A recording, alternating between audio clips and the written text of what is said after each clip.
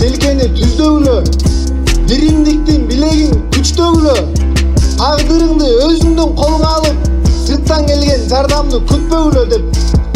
Турпанга белгинди чийип кыргыз, тууңду көтөр ар дайым бийик кыргыз. Төркөйлөргө чөгөлөп тизе бүкпөй, түндүгүңдүн алдына бирик кыргыз.